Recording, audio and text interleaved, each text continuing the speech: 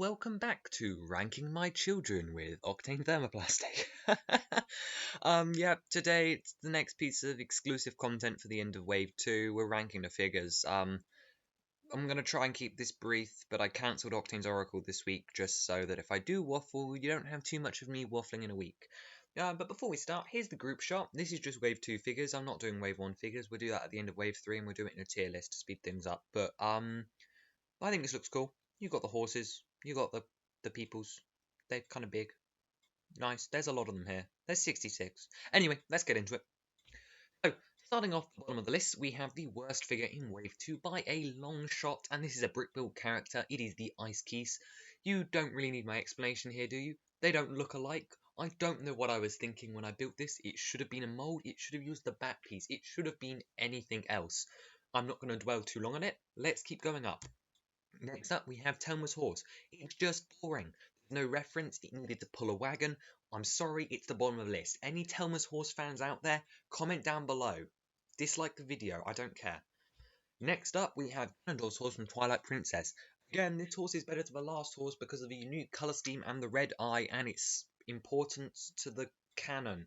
Anyway, this horse is better, but again, it is still just a Lego horse. It is not the most interesting thing I've drawn. Followed up by Epona. Again, maybe iconic, not really that interesting. Let's please stop with the horses now. And then just above that we have the Korok. And not only is this Korok down this low in the figures because of how shoddily it is drawn, but because it's another Korok. I mean, this one's a saving. It's better than the other Koroks because it has the flyer, and that's something unique for this guy. But it's just a nice simple build. It fills out a set. That's not saying it's bad. I love all my figures, as I've said before, but it's not the most interesting of things. Next up, we just have a figure that I didn't really care for and is probably poorly executed. I mean, if we look at this Prince Rallis minifigure, his new head mold is nice, his face printing is scary, and then he has plain lavender arms. So it's definitely not the best figure I've drawn. I do like him as a figure. All my figures I said I do like, but he's by far from my least favourite. Next up we have Telmer, who is a character I just couldn't care less about, really. In Twilight Princess, come at me. I like her leg printing, and her face print's actually pretty nice. I like how usable that is. She's just reusing a bun piece from City, and besides that, it's just not an interesting figure to me. Next up, we have Wallmaster, who I'm not really sure beat out Telmer, but I really like the design here, especially when you consider that he would probably use the new Monkey Kid spider leg piece to make his fingers just a bit more creepy. Overall, I was expecting my Wallmaster and Bongo to look a lot more blocky than they actually did, so I was really pleasantly surprised when they turned up anywhere halfway decent, which is why this guy's so high up the list. Next up we have the Breath of the Wild Pura, and this figure just suffers technically. It was one of the earlier ones I did in Wave 2. At this point when I was drawing the Shika accessory pack, I didn't allow myself to make new molds for their hair, so she's just using the classic bun up hairpiece. I do like her face print, it's got a bit of joy to it, and she's got some printed mid-legs, which is something we're still waiting to see. She's also got a nice accessory in the Shika slate, although it looks a bit wonky on there. Overall, the execution on this one was just not great, so here it is at the bottom of the list. Next up, we have the Champion's Tunic and Hylian Hood Link from Breath of the Wild, and here he is using a blue-dyed Hylian hood with a cape at the back, and the same printing from Z011. Basically, this figure is a repeat from Wave 1, just with a different hood, so again, not particularly interesting, nor am I a huge fan of the way that the hood actually looks on this face print, so that's something. Moving on up, we have the large Friezard from Twilight Princess, and while I think this guy looks alright when he's drawn with eyes, it's still not perfect. It doesn't look too much like the model, and this was definitely a big disappointment to me when I actually end up making the Ice Enemy Battle Pack, hence why it's so low on my list. Then we have the Impa from Breath of the Wild, who looks very scary. The face print really ruins this one for me, although I do like the build for her skirt thing, as well as her torso and hat printing. Wish the hat could be molded, but it's not. The face print is what puts this guy so down on my list. Then we have the young version of Impa from Age of Calamity, which is only higher than the other Impa because the face print's better and she has an exclusive hair mold with some ears. This one's really alright actually, it's just not my favourite one. Then we have the Ocarina of Time Friezard, which I think captures the look of the Friezard a lot better, even with that stud shooter just unceremoniously shoved in the middle. I actually like the way this one looks. It reminds me of an official Lego build, so it's definitely better than the other one, although still not mildly particularly overly interesting. And we have Zelda from Twilight Princess, and as I mentioned, the Twilight Princess figures just generally don't do as well in my books. She's reusing the Arwen hairpiece and has nice printing on the dress slope, but Twilight Princess characters always scowl. They never smile. But I like the reuse of the hairpiece here, and besides that, it's an alright figure, just not my favourite. And we have Young Pura from Age of Calamity, who I did when we had absolutely no reference for, and yet again, I did not use a new mold for her. I think she looks alright, her torso and leg printing came across great, the eyes are great for the style I was doing at the time with the bug eyes, I think the hairpiece is also alright. Basically, this figure is just middle of the run, just nothing overly exciting, but nothing awful either. Then we have Anjin from Spirit Tracks, who on a quality level is lower than the others, but on a I like him because he's wacky and I like the build level. He's great. I like him. I particularly do like the train build, as I just mentioned, with the wheels and the rounded front and the smoke coming out the back in light yellow. I also don't mind his face print, although I think it's a bit weird. I also like the new hairpiece, which I'm hoping I'll be able to reuse in the future for some other purposes. But if not, it's still a nice worn-off hairpiece. Then we have Burn, who is higher because I always love it when I can reuse pieces in interesting ways, and that is no exception here with the Unagami hair in black with dark red. I think face print's a bit off, but I like the Ninjago mask, and then the plain and simple torso printing looks great. He's a well-rounded figure. The one thing I wish I'd done is put the Thanos mini gauntlet piece on his left arm. Higher than that is the Silver Bokoblin, which is probably one of my favourite of the Bokoblin variants that I've actually done across Wave 1 and 2. I really like the printing here. Obviously, he's using the same mould, which I was already fairly fond of because it's so iconic. And I just really like the way this guy turned out, and I really hope that out of everything, we do see a Lego Bokoblin when sets eventually show up. Of course, better than that, although at a lower quality, once again, we have Robbie from Breath of the Wild, who is here because of that. He's the best of the old Shika that I did. I like his torso printing the best. I like the idea that I was able to include the backpack and that he's got his goggles on, as well as the widow's peak hair. I think works well, even though it's completely inaccurate, although we all know that Lego can be fairly colorblind. He also has the better version of the Shika slate, as well as the ancient core, which is an amazing piece, which I really like that I was able to include at least somewhere in the showcase. Next up, we have Conductor Link from Spirit Tracks, and the reason he's made it so high is because I finally went away from the bug eyes. We finally, at the end of Wave 2, started to move away from doing these large oversized eyes, and I think this is one of the first examples where it comes into effect. He is using a new hairpiece with a hair mold attachment for his hat, and has some very simplified mid-legs and printing, as do all of the cartoon characters. I was just pleased that I was able to finally get away from the bug eyes for Toon Link. Next up, we have the Zelda from Spirit Tracks, who is here more purely because of her interesting build, which is the same as the Hermione from the Clock Tower set, and I like her torso printing and more excited face print, as well as her new and exclusive head mold. Next up, we also have another character with a new head. I'm realizing that my entire mold budget probably went to the Spirit Train. We have Chancellor Cole, who is wearing a coattails piece, some short legs, a torso, and two top hats, which are attached to this new exclusive molded minifigure head, which actually has two top studs, one on like the left angle and one on like the right angle, to represent his head mold. I hope that eventually I get to do Demon Cole using the same mold to make that a bit more worthwhile. But I really like his face print, and I like this unique style despite his simple thing. That new mold really elevates him in the rankings. Next up, we have the Shika Warrior from Breath of the Wild, and this reference image is a bit different to the one I'm showing you. The guy on screen is more so based off a bit of the Link armor, but also the ones that show up and rescue Link in the Breath of the Wild cutscene. He's using the Ninja Rat piece, some very detailed torso armor and leg printing, has a great one of those Ninjago swords, and I really like the reuse of the Coco/Misako hairpiece from the Lego Ninjago movie. Next up, we have the Chill Frozen Twilight Princess, which is a design that I've always admired from the Lego Zora, and I was really pleased that I was able to use him here with a couple of minor tweaks, like using the Wither Skeleton legs in white, as well as giving him a spear using that new Chill Froze piece. So, Frozo piece from the Mixel Series 5 even, it's not a new piece of the Chill Froze. There's nothing new here, bar some recolors. I just really like the simplicity of this design, and I think it works really well, although I'm not sure we'll ever see this figure in a Lego form. Above that, though, it's got to be baby Tarako, and even though he's inaccurate with 4 legs instead of his 3, this is how Lego would do it.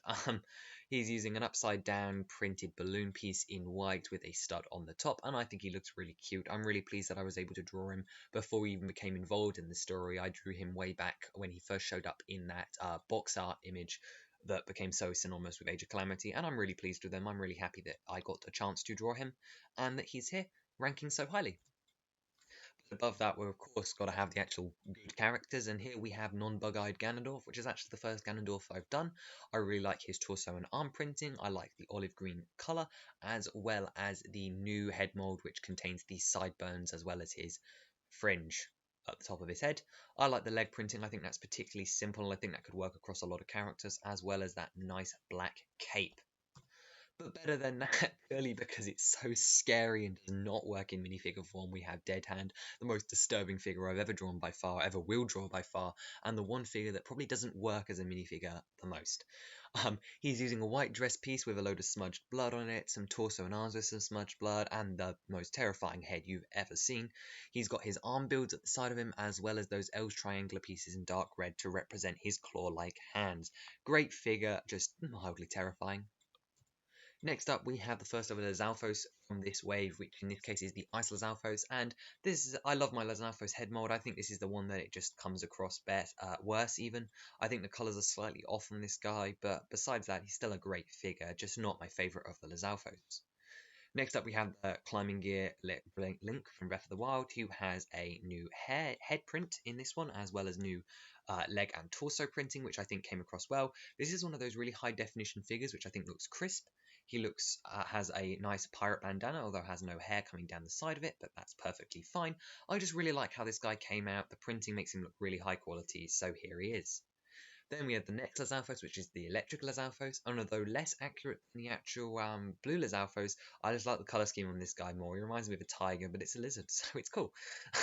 There's nothing really else to say here. That head mold still is outstanding, and we're moving on. The Fire Lasalle, which is the best of the 3 elemental Lasalle, purely because of that eye colour, and I think it looks the best. Although maybe his colour scheme should have been red instead of orange. I don't really know what's going on there. I just like him the most out of the elementals. Then we have a non-figure, the Master Cycle Zero, because I really like... This is a motorcycle cover piece that goes over the top of a motorcycle that I really like the look of. It's nice and simplified and Legoified, nice chibified point of plastic that I really like how it came out. So I'm glad I got to draw this at this scale. And here it is. Next up, though, above the detailed bike, above the detailed Ganondorf, we have the mini Friezard from Twilight Princess, because I just love how simplistic yet funny this build looks.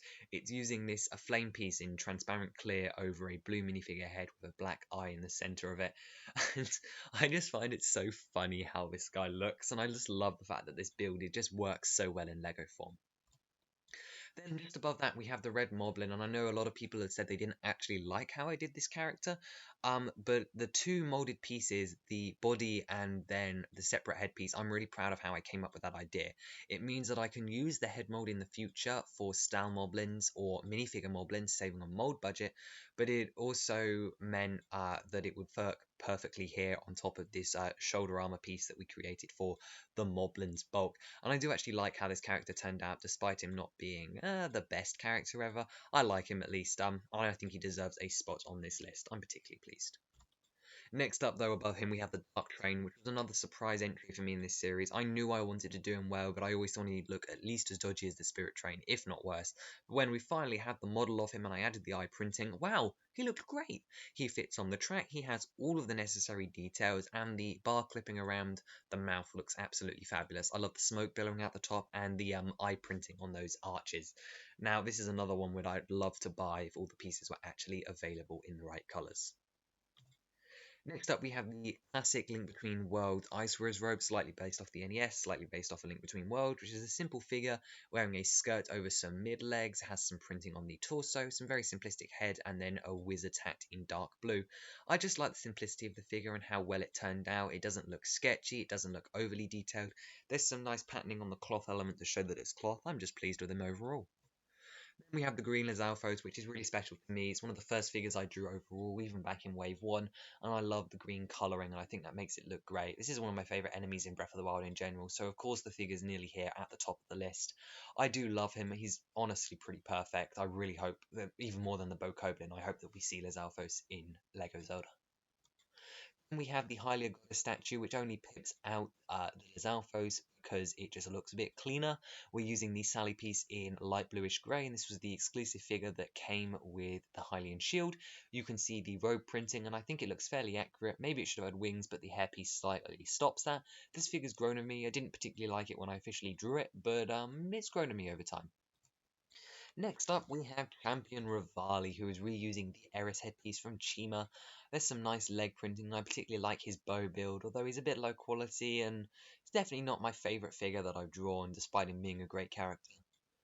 Then we have Thunderbike Ganon, who I'm not going to dwell on too long. I've talked about my feelings with these blights before, so if you want to hear more about that, go to the showcase video on them. But Thunderblight was the worst before, Water Blight was up next, Wind Blight was worse than Thunderblight, and Fire Blight was probably the best looking in my opinion, although he should have had hair. Next up, we have the Green Bubble, who looks like a really clean figure. I'm really pleased with how it turned out using this Ninjago skulking piece with a clip around the back for 2 green wings. I know it's not entirely accurate, but I love the interpretation, and I think this is something that Lego would do. I really hope that this is something they do. Next up, we have the Christmas Lights Choo Choo, which was a non-canon figure for the Christmas Advent Calendar, and he just looks so cute. Look at his face and his little smile, and he's wrapped up in Christmas lights. Oh, he's adorable. I love him. He's just such a wacky figure, of course he's this high up the list. Next up we have young Robbie from Age of Calamity, which is another really clean looking figure with a really nice head mold, some nice dual molded arms and legs. He looks exactly like the character because I was able to give him a mold for this figure, and I'm just really pleased with how he turned out. Next up, we have another non-canon Christmas figure, which is the peeved Santa Ganondorf, who is using the grip hook hair in red and olive, and he has some baubles on his printing, some candy cones, some snowflakes, and the Triforce of Power in a Christmas present box. Great figure, just my least favourite of the Christmas ones, just by process of elimination. Next of the Christmas ones is here on the list, which these ones are just so much fun to do, which is why they're so high up on the list. They're just so wacky, and this is Gingerbread Link, which has a load of icing printing, the Triforce of Courage, and a new and exclusive molded gingerbread head.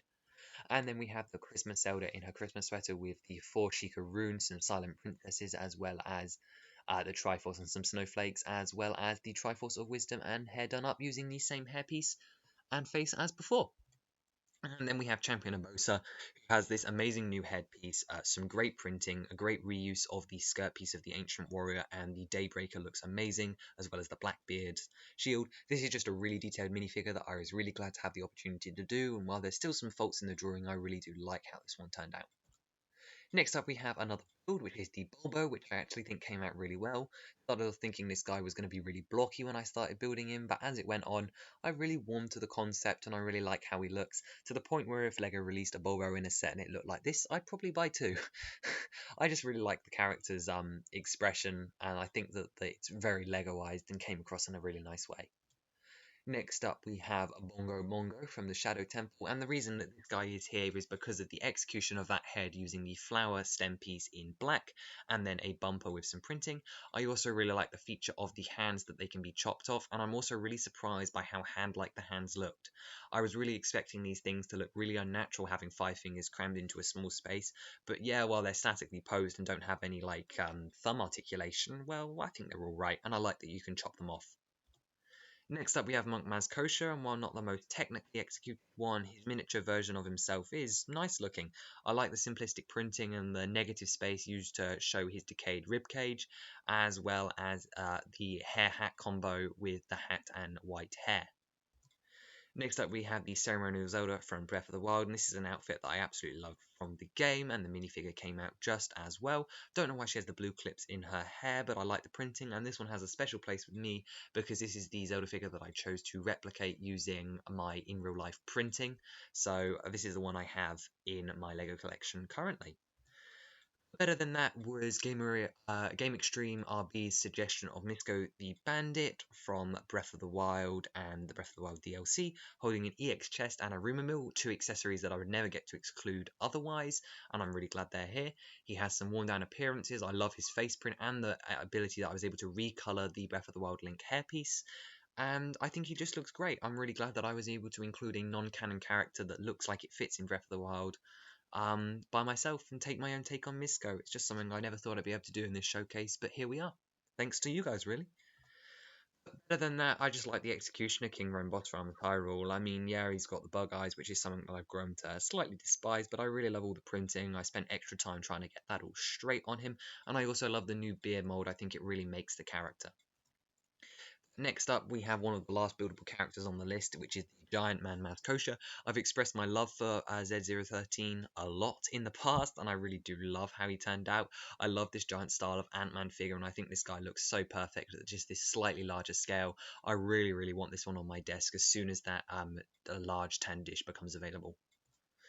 Then we have the Dark Link, which just from an execution perspective, although he's 2D, just looks absolutely amazing. I love how this figure turned out with that little facial expression, a recolor of the Link hairpiece in blackish tones, and then a simplistic version of the Breath of the Wild armor set on his torso. Love this figure and its execution. He doesn't get enough praise because he's only an SDCC figure, but well, I really like him and I really hope that he's not SDCC so I can get my hands on a Dark Link. Then we have Calamity Ganon, which, after finishing the Hyrule Castle showcase, he's really become one of my close favourites for figures in this wave. I really love the maniacal face print, the beard, and all of the appendages. He looks so much like a Mixel, but done in a modern style. I love the way he's been tackled, and I really hope that Lego does something similar. Then we have the Redead, who is inspired by Nora's CMF and also just looks great, to be fair. I really love the use of the Iron Man helmet to make the Redead, and he's one of my favourite executed figures that I've done, although not perfect nor as good as the original. I still really like him in this wave. Then we have the Twilight Princess Link, which was a surprise hit for me for a figure that doesn't smile. I really like how he turned out. I like his posture, his simple molding with the brown and the sand green's amazing contrasting colors, the recolor of the hair combo from Wave 1, the new eyes that aren't bug-eyed, they're now round, they look beautiful in that blue. I love them for Twilight Princess Link. The Hylian Shield, which is a bit of a letdown, but it's still there, and then using the Knight's Sword from Series 20, which is not something I could do with the original Link. I just love how this figure turned out, and I think he's really well executed. I'm proud for him to be the Link of the wave. Then we have the Royal Guard, which I've expressed my fondness for before. Not only that, but I also have an attachment to this armor set, as it was the one I use in Breath of the Wild most commonly, the Royal Guard set, bar the hat. I like the simplistic face print and the recolor of the beret, as well as the color contrast of the blue and dark red on his uniform. The printing is a nice high quality, but not too much, and I like the dual molded arms too. The top figure of the day, the Ocarina of Time Stalfos, which is another surprise hit for me. I really thought it would be something like the Link when I was preparing this list, but I just absolutely love how well the Skulkin helmet works for the Ocarina of Time Stalfos.